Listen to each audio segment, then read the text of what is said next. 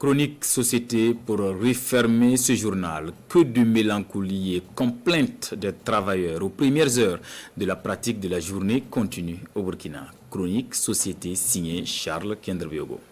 Depuis que la journée continue a été instituée, le climat s'est fortement détérioré dans la famille Kaboré. Et pourtant, les voisins admiraient ce couple classique où les choses se faisaient harmonieusement et où les complicités cachaient les impairs pour ne laisser entendre que la symphonie des grands amours.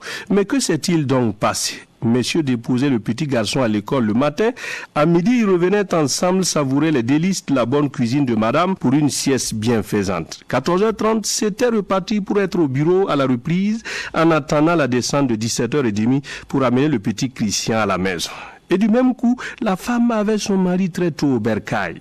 La machine a fonctionné ainsi merveilleusement pendant une dizaine d'années jusqu'au jour où, pour que plus rien ne soit comme avant, la journée continue décida de changer les choses.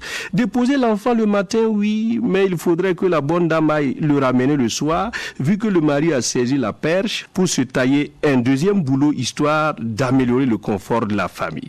Confort d'ailleurs qui a aussi dégringolé étant donné que la popote était toujours la même, puisque les réductions y sont impossibles, et pourtant ni M. Kaboré ni le petit Kaboré ne revenaient pour le déjeuner. Et pire encore, il fallait un supplément pour que les deux qui passent la journée dehors se restaurent à midi alors que leur repas est prévu à la maison.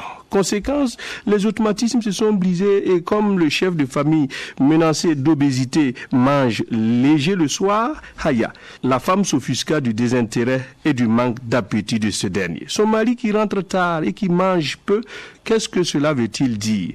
Et voilà, le froid s'installa lentement, mais sûrement sur les Kaboré.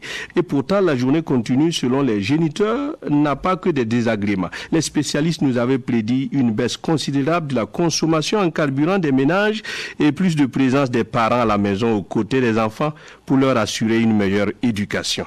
Mais n'oublions pas aussi qu'ils avaient averti de la traversée de ces zones de turbulence, tout changement, comme le dit l'autre, possédant ses mélancolies.